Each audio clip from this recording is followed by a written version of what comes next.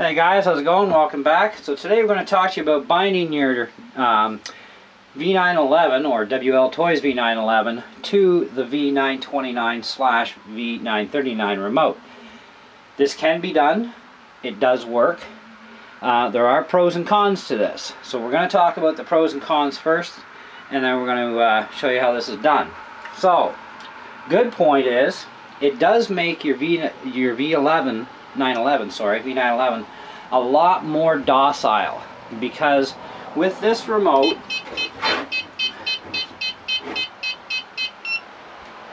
its default is 20% on the cyclics, okay, and then you click your button, go to 40, 60, and then 100%, which will actually make the thing do stunts. Now on the V911, when you go to 100%, it's kind of like having mode 2 activated. Actually, it is like having mode 2 activated on the V911 remote, so you can fly pretty hyper, and you know, but you got to put up with the annoying beep. That's the only thing. So if you want to go back to mode 1 flying, we'll say, then click the button again. It defaults you back to 20% cyclics, and then 40, and then 60. Now, this is actually a good benefit for the V911 if you're a real noob into 4 channels. So, because it saves you doing the detune mod. Now I did a mod, it's not really much of a mod anyways, but what I had done was I had moved my servo links to the inside holes to make the V911 more docile, especially for indoor flying, but it also makes it more docile for outdoor flying too, and still flew really well in the winds, which really impressed me. So I put everything back to stock setup, and because having it detuned and using 20% cyclics on this remote is just, forget it. It's overly docile for outdoors. Still really good for the indoor stuff though. So, but like I said, your drawback is when you want mode 2 for some really aggressive flying with the V911, you are going to have to put up with that annoying beat when you're at 100%. So that's a bit of an annoyance, or we'll say a con to it. Now, pro to this, very nice. You can rebind your Beetle by simply turning the remote back on, letting it do its thing, plug the Beetle in, and voila, you're up and running. Go back to the V911, turn your remote off, put your battery in your V911 after you've turned the remote on. Okay? Common mistake a lot of people seem to be making is they think they have to turn on the helicopter first and then the remote. In the case of these things, you need to turn the remote on first, then plug your V911 in. Now, to initially bind the V911 to this remote, this is the tricky part. Okay? I had watched a video to learn how to do this myself, because there's no instructions in the manuals, and it drove me crazy for a couple of days, and I finally figured it out, because the guy's talking about a bind button being under the remote that you got to hold down, and you got to do this and turn this on at the same time. It's like, huh? And there's no bind button under the remote that you can get at physically. The bind button is actually inside the remote. So when you hold these two down, you push inward. Okay, so down and inward. Turn this on, turn on your remote, but before you do that, plug in your helicopter. Do not wait for the light to slow flash. Okay, it's going to flash fast at first, so you got to plug that in, get to your remote quickly, and hit this, and let it do its bind cycle. Okay, it will bind that way. It may be tricky the first couple of tries to figure out exactly the right attack angle for pushing downward, because you don't want to push too hard, but if you're too light on the push, it's not going to work. So your bind button is technically built in somewhere into these sticks, and you got to push down and inward and turn the remote on at the same time. So that's how it's actually done. The way it was explained in text on the about area or description of the video made no sense to me. But I did get it to work, and I did tell the guy, you know what, I finally got this thing to work. Because at first I thought, you know what, this is just a prank. It's not working, you know. But I did finally get it to work. It works great. Now, the other benefit I found to this remote will hold a memory of your trim settings for any model that you're flying, okay, which is good. What it won't do is hold the trim settings for each model that you've bound to it, okay. So if I bind my Beetle, okay, I have my trim settings for it. Those will stay default as long as I'm flying the Beetle. When I want to fly the V911, I have to readjust my trim settings. But you don't have to do this bind process every time like we've seen in these other videos, okay?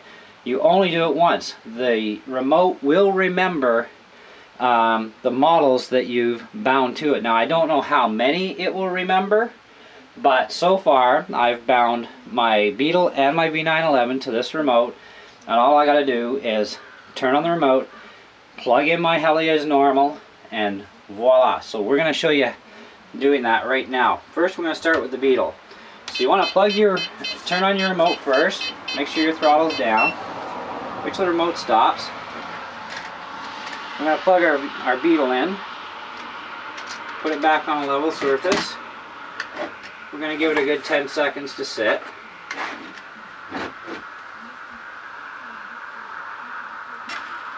Okay, we got motors.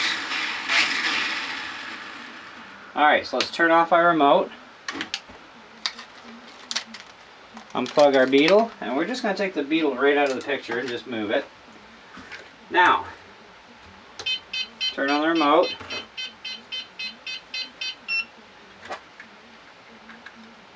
plug in the V911 battery.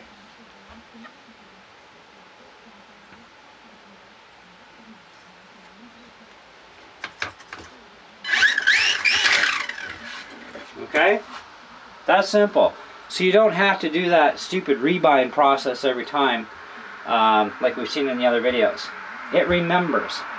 Okay, so turn it off, unplug the battery, plug it back in,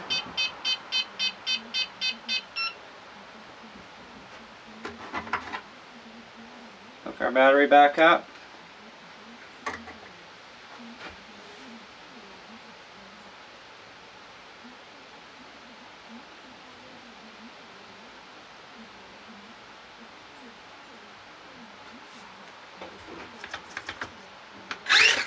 There we go.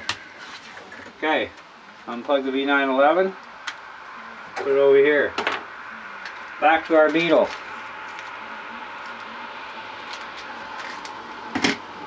Oop, unplug the Beetle first. Okay, turn the remote back on.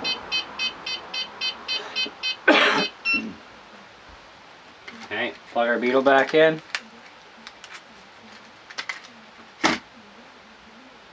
Wait a few seconds for that to sync.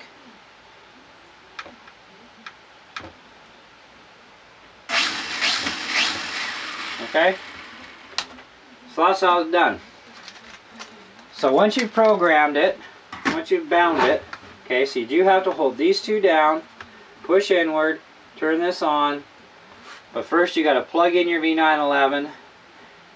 It's going to flash quickly at first, so you want to get on this as fast as you can while that's flashing.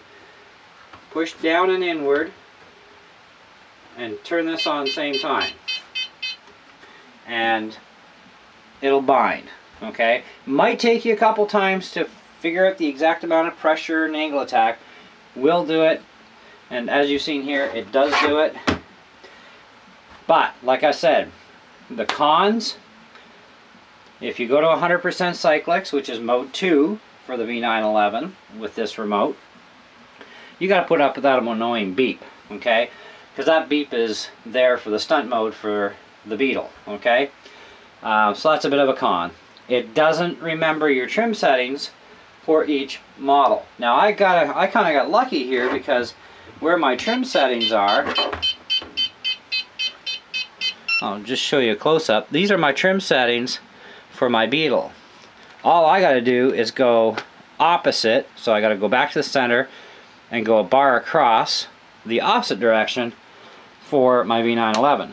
So it trimmed that way, so I only have to remember one trim setting if I'm going between the two of these, which is great. Okay, now like I said, I don't know for sure how many different models it will bind to, but as I get opportunities, I will try and bind more to it, obviously, and see how many. But it doesn't remember trim settings. You do not have to rebind with this, you know, binding technique every time you want to switch between your quad and your V911. Okay.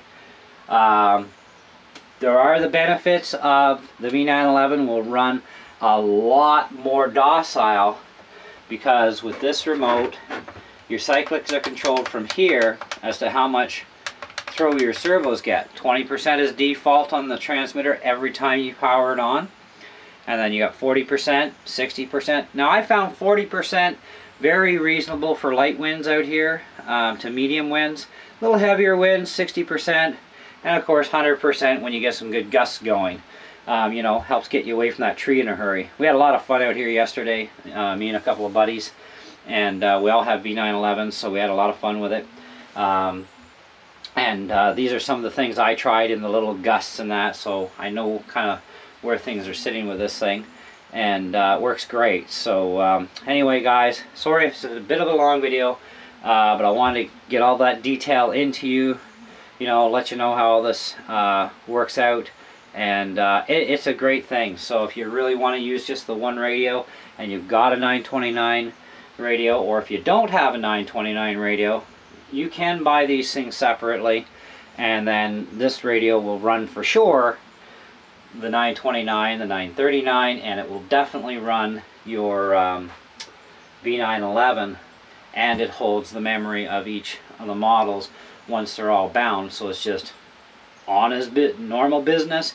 Turn it on, plug in your battery, let her sync, away you go up in the air. Anyway, any questions, comments, feel free to ask, you know, whatever, and we'll see you in the next video. Thanks for watching.